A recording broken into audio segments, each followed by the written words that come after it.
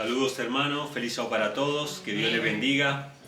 Felices nuevamente de poder compartir un sábado más la palabra del Señor en libertad y a través de los medios de comunicación llegar a muchos hermanos que quizá están necesitando y esperando una palabra. Hoy quiero compartir con ustedes algo relacionado con lo que venimos estudiando cada sábado, que tiene que ver con la ley de Dios, que tiene que ver con los mandamientos de Dios.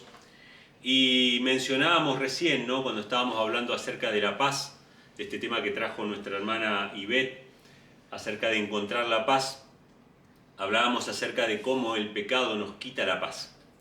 Y el mundo vive inmerso en el pecado, el mundo está necesitando paz, está necesitando sentirse bien con su Creador, pero lamentablemente se ha difuminado, se ha perdido lo que es el pecado. La gente no sabe definir lo que es el pecado. Y de hecho, en el cristianismo muchas veces se acepta este relativismo que enseña que el pecado es algo malo, pero no definido. Es decir, de acuerdo a cada cultura hay algo que es malo o que es bueno. Entonces nosotros podemos irnos a una cultura en Medio Oriente y allí es bueno o bien visto que un hombre de 40 años se case con una niña de 12 años. Pero en nuestra cultura eso no es bien visto. Entonces, ¿qué es lo que constituye el pecado? ¿Cómo se define el pecado?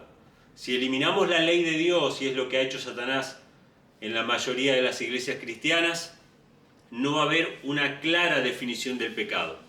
Y al no haber una clara definición del pecado, ¿de qué tenemos que arrepentirnos? ¿Qué tenemos que confesarle a Dios? ¿Sí? Entonces, es importante, hermanos, que nosotros como pueblo, depositarios de la ley de Dios, seamos los que más prediquemos acerca de ese tema. Y cuando predicamos la ley de Dios, no estamos predicando legalismo o salvación por medio de la ley. Estamos predicando el espejo, estamos mostrándole a la gente en dónde tiene que mirarse para poder pedir perdón a Dios y poder encontrar la paz. Porque si no confesamos nuestros pecados a Dios, nunca encontraremos la paz del cielo. Cristo quiere limpiarnos, quiere salvarnos, lo hemos mencionado alguna vez aquí hablando acerca del joven rico. ¿Qué haré para heredar la vida? Jesús le dice, guarda los mandamientos. Lo hizo mirarse en el espejo de la ley de Dios. Y cuando él se miró en el espejo de la ley de Dios, vio que tenía un ídolo, que tenía un Dios ajeno. Y cuando Cristo le dijo que renuncie a ese ídolo, él no estuvo dispuesto a hacerlo. Hermanos, sin predicar la ley de Dios, no podemos predicar arrepentimiento y perdón de los pecados. Nosotros podemos salir por allí y decirle, mire, vayan a Cristo para que Cristo perdone sus pecados. Y la gente, muchos de ellos van a decir, pero ¿qué pecados? Si yo soy una persona ejemplar, si yo no le hago mal a nadie, si yo no hago esto, yo no hago lo otro. La gente ha perdido la noción de lo que es el pecado porque se ha abandonado la ley de Dios. Quisiera compartir algunos textos. Uno de ellos se encuentra en Éxodo capítulo 25, versículo 21. Vamos a ver por qué es importante este tema. Esto quizá es un complemento, ¿no?, a lo que venimos estudiando en los sábados anteriores. Éxodo capítulo 25, versículo 21. Dios le manda a Moisés que esas tablas de piedra, que ya hemos estudiado, que eran 2 tablas de piedra, escritas de ambos lados, ¿con cuántos mandamientos? Con 10 mandamientos. Y esos 10 mandamientos se resumen en 2, amar a Dios y amar al prójimo. Dice Éxodo 25, 21, pondrás el propiciatorio sobre el arca, y en el arca pondrás el testimonio que yo te daré. ¿Cuál era esta arca que se menciona acá? Es muy interesante, ¿no? Hay un documental que hicieron unos hermanos adventistas de Estados Unidos, que se llama Como en los días de Noé, que se los recomiendo a cualquiera. Es un documental muy bien hecho que compara el arca de Noé con el arca de la ley de Dios. No por nada se llaman de la misma manera. Los que estaban en el arca de Noé fueron salvados. Los que estén en el arca de los mandamientos en el tiempo final van a ser los salvados. Interesante. ¿Sí? El arca tiene que ver con un pacto que Dios hace con su pueblo. ¿Cuál fue la señal del pacto que Dios le dio a Noé? Un arco iris con todos sus colores. Después que terminó la lluvia, apareció el arco del pacto en el cielo como una señal, un compromiso de Dios con el hombre. ¿Qué hay alrededor del trono de Dios, que es el arca de la alianza? La justicia, que es el asiento de su trono. En el trono de Dios hay un arco iris. El arca del pacto, esta arca donde estaban los 10 mandamientos, era el trono donde Dios se sentaba. La presencia de Dios estaba sobre el arca entre los querubines, y ellos podían entrar al lugar santísimo y ver difuminadamente a través del humo, del incienso, y saber que estaba allí el resplandor de la presencia de Dios, a la cual nadie se atrevía a mirar sin velo, de manera directa, ¿sí? Entonces hay un paralelo, ¿no? Dios puso su ley en el arca de la alianza. Ahora, ¿qué fue lo que hizo que el pueblo adventista tuviera este énfasis en la ley de Dios? Vamos a ir a Apocalipsis, capítulo 11, versículo 19. Ustedes saben, hermanos, que la historia del pueblo adventista tiene un epicentro que fue el gran chasco, la gran desilusión, la gran decepción. Muchos cristianos de otras denominaciones toman este gran chasco como un argumento en contra del adventismo, pero nosotros como adventistas tenemos que tomarlo como un argumento a favor del adventismo, porque el chasco de 1844 es análogo, es paralelo al chasco de la crucifixión. ¿Qué creían los discípulos acerca de Cristo? ¿Que Cristo iba a morir? No. Ellos creían que Cristo iba a reinar. Ellos fueron chasqueados y después comprendieron cabalmente las profecías. ¿Qué pensaban los mileritas que iba a pasar en 1844? Que Jesús iba a volver. Ellos fueron chasqueados y después comprendieron cabalmente las profecías. Y cuando el pueblo adventista descubrió que Jesús en 1844 no iba a venir a la tierra a purificar con fuego esta tierra, sino que la purificación del santuario era un santuario literal. Allá en el cielo, ¿qué descubrieron aparte de que había un santuario? Dijeron, bueno, si hay un santuario en el cielo, está el lugar santo, está el lugar santísimo. ¿Y qué hay en el lugar santísimo? Dijeron los adventistas. El arca de la alianza con los 10 mandamientos. Pero no solamente fue una deducción, estaba escrito, solo que no lo habían visto. Apocalipsis capítulo 11, versículo 19 dice así: el templo de Dios fue abierto en el cielo, y el arca de su pacto fue vista en su templo, y hubo relámpagos, y voces, y truenos, y un terremoto, y grande granizo.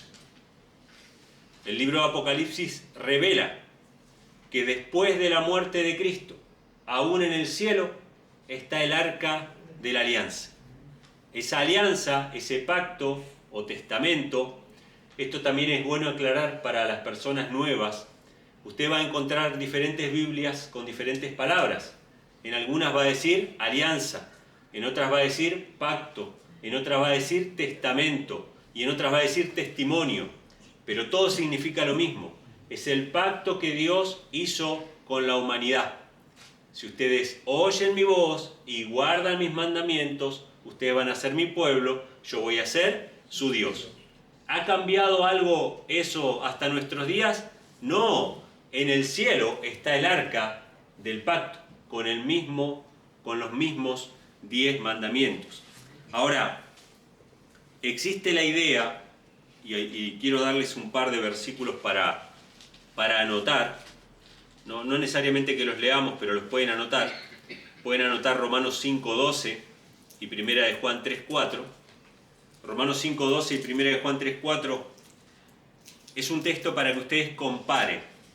Pero existe la idea en el cristianismo de que la ley de Dios existe solamente desde el monte Sinaí, pero la ley de Dios es eterna. De hecho, el Evangelio es eterno, ¿sí? Y la ley de Dios fue transgredida por nuestros primeros padres, por Adán y por Eva, ¿sí? Evidentemente, lo que nosotros vemos en los 10 mandamientos es una adaptación de la voluntad de Dios a la naturaleza humana caída. Pero antes de que el ser humano cayera en pecado, existía esa ley. Los ángeles en el cielo observaban esa ley. Y el primer rebelde contra la ley de Dios, contra ese principio de amor que gobernaba toda la creación de Dios, fue Lucifer. Pero ¿cómo podemos demostrar por las Escrituras que Adán y Eva violaron la ley de Dios? Si ustedes comparan esos dos versículos que les mencioné, Romanos 5:12, con 1 de Juan 3:4, van a ver ahí claramente especificado este tema. Romanos 5:12 dice que el pecado entró en el mundo por un hombre, y por el pecado la muerte, y así la muerte pasó a todos los hombres, por cuanto todos pecaron. ¿Cómo entró el pecado en el mundo? Por un hombre, por Adán. Ahora, ¿qué es el pecado? Según la misma Biblia, 1 de Juan 3:4. El pecado es transgresión de la ley. O sea, que ¿qué fue lo que hizo Adán? Transgredir la ley de Dios. ¿Sí? La transgresión de la ley de Dios fue lo que llevó a este mundo a la condición actual. De hecho, a mayor transgresión de la ley, mayor decadencia del mundo en el que vivimos. Y esto es algo muy interesante porque nosotros vemos hoy a los líderes mundiales, al Papa Francisco y a cuantos otros, ¿no?, que se supone que velan por el bienestar de la humanidad, preocupados por la degradación del mundo. El mundo se está degradando, se está sobrecalentando, el aire se está contaminando, pero nadie quiere atacar la verdadera causa de esa decadencia. Y la verdadera causa de la decadencia del mundo es la violación de la ley de Dios. De hecho, proponen, para combatir esa decadencia del mundo, seguir violando la ley de Dios. Porque Naciones Unidas y la OMS le dicen a la gente que tienen que abortar. ¿Por qué tienen que abortar? Porque somos muchos y se está contaminando.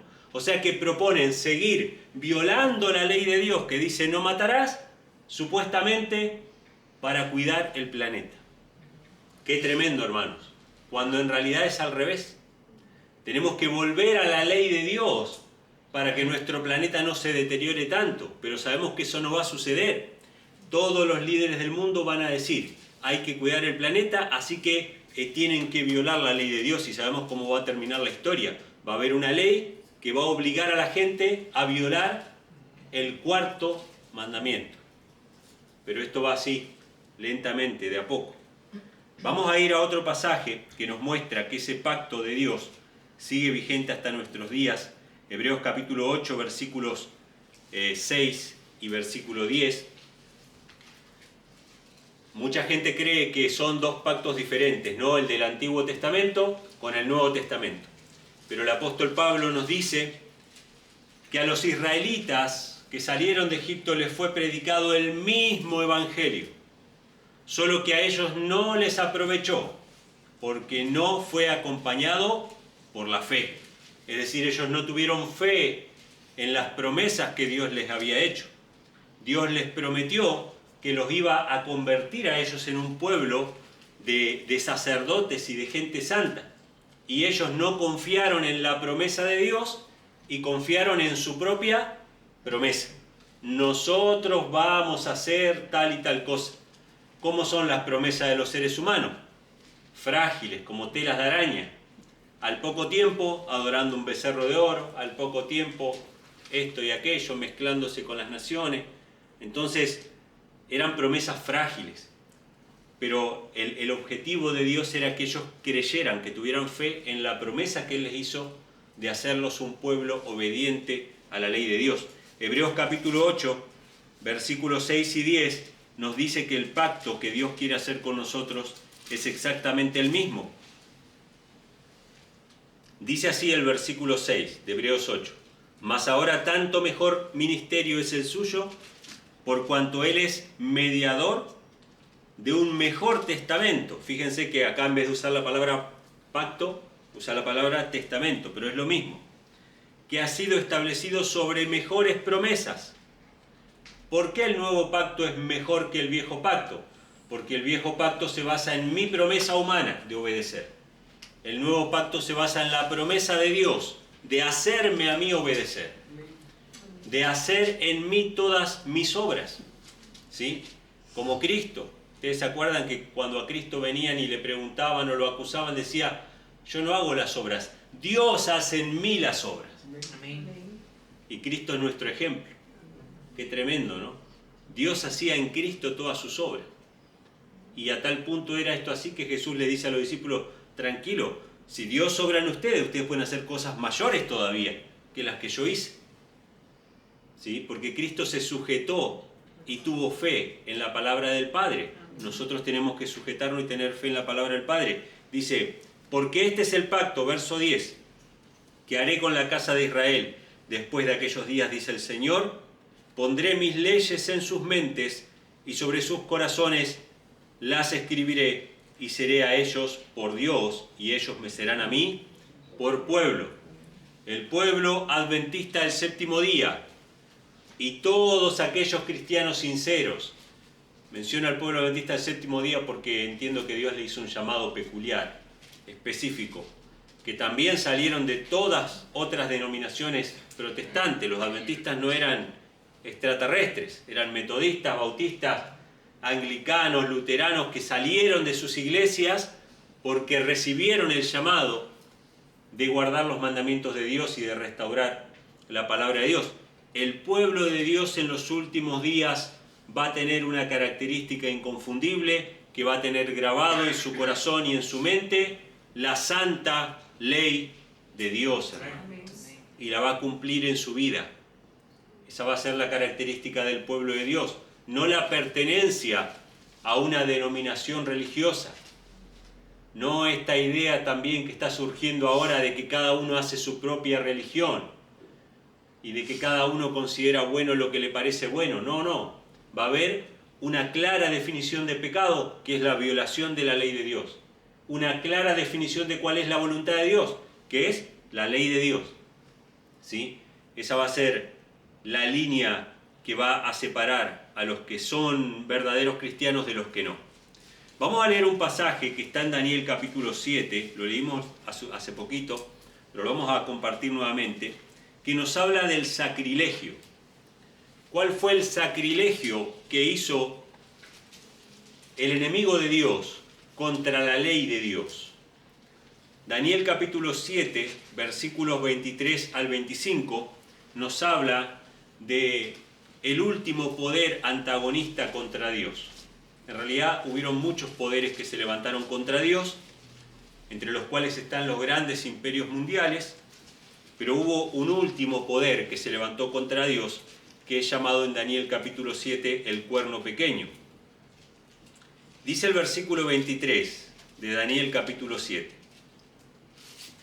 Dijo así, el ángel que le explicaba la visión a Daniel, dijo así: la cuarta bestia será un cuarto reino en la tierra, el cual será diferente de todos los otros reinos, y a toda la tierra devorará y hollará y los despedazará. Esto es importante, hermanos.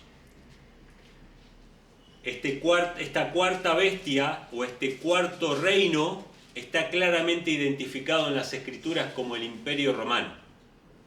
O sea que el poder que se va a mencionar más adelante no puede ser anterior al Imperio Romano.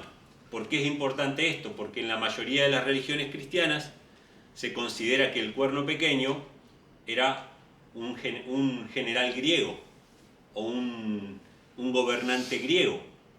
Sin embargo, acá nos dice que la cuarta bestia es un cuarto reino y sabemos que es el Imperio Romano. Después dice, los 10 cuernos significa que de aquel reino se levantarán 10 reyes. Esto tiene que ver con la caída del Imperio Romano. Se dividió el Imperio Romano en 10 reinos diferentes.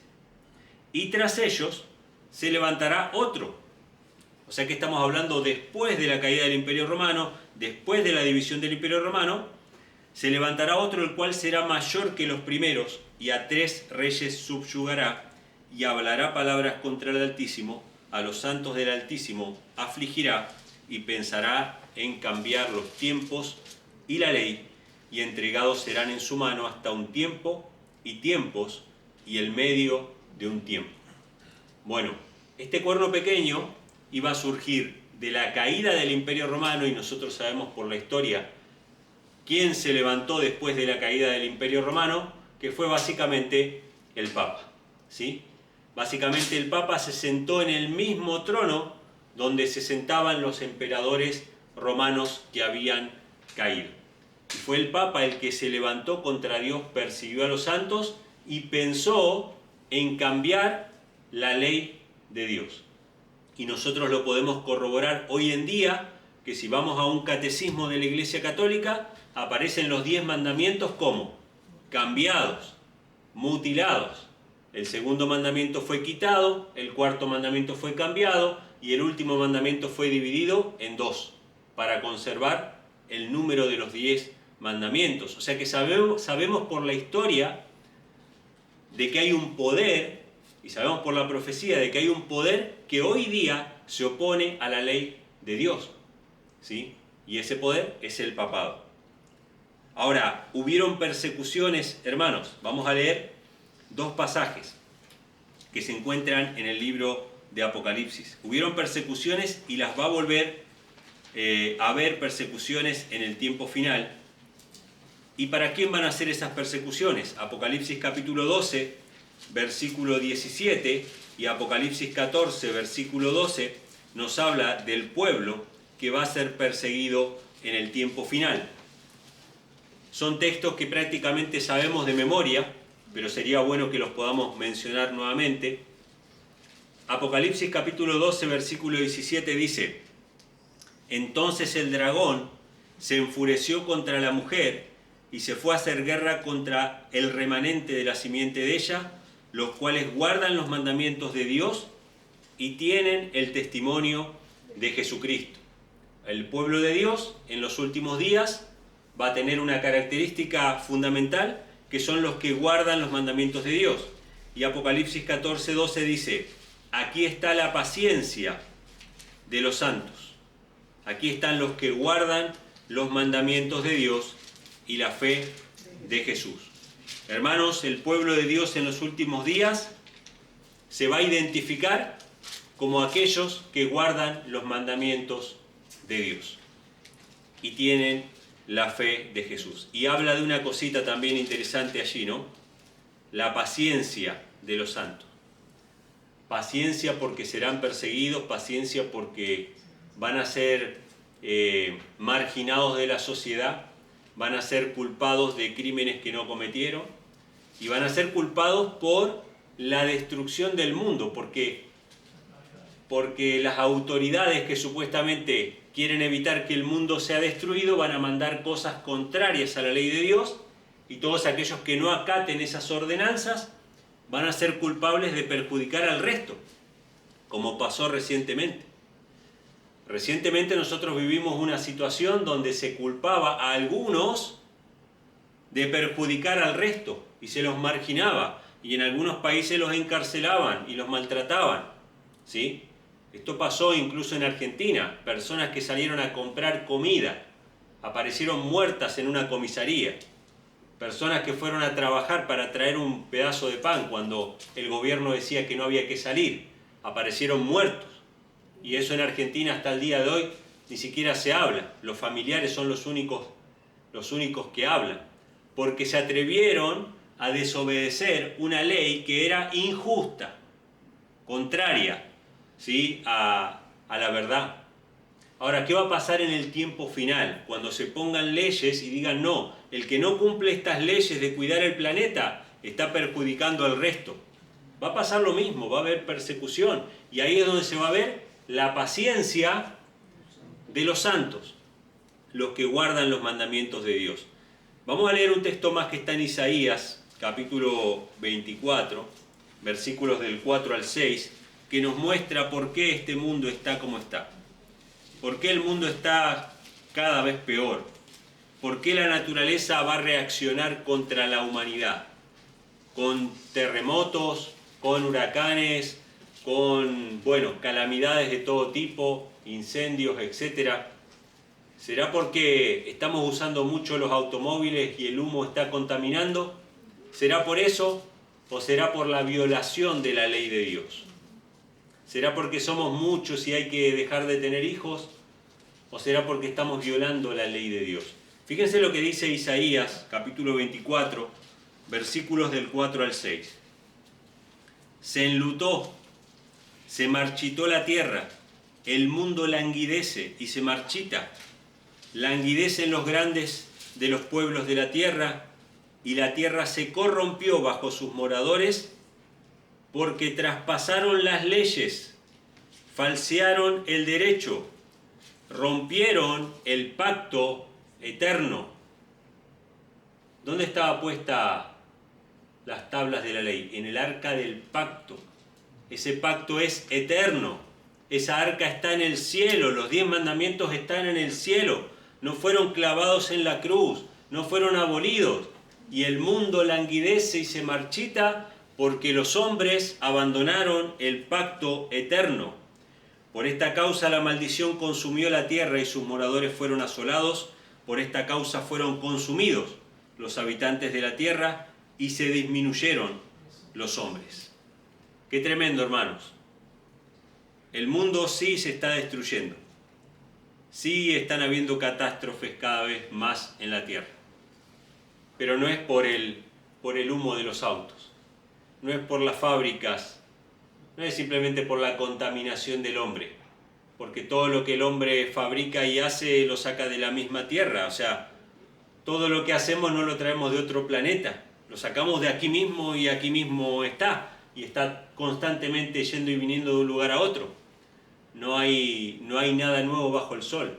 El mundo se decae por causa de la transgresión de la ley de Dios. Ahora, vamos a leer un par de versículos más. Uno está en Mateo capítulo 5, que nos habla acerca de para qué vino Cristo.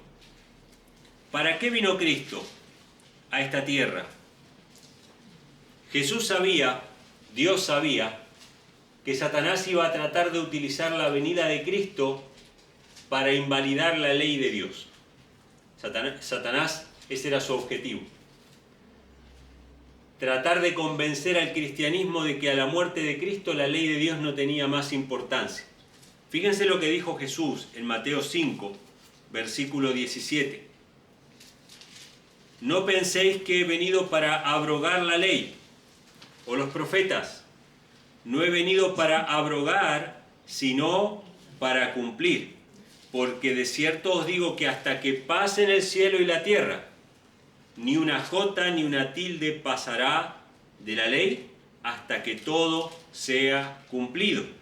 De manera que cualquiera que quebrante uno de estos mandamientos muy pequeños y así enseñe a los hombres, muy pequeño será llamado en el reino de los cielos. Mas cualquiera que los hiciere y enseñare, éste será llamado grande en el reino de los cielos. Hermanos, como pueblo somos llamados a enseñar, primero a guardar nosotros la ley de Dios y a enseñar a los demás a obedecer por fe en Cristo. Amén. ¿Sí? Cuando sabemos que la mayoría del cristianismo está violando y enseñando a violar la ley de Dios.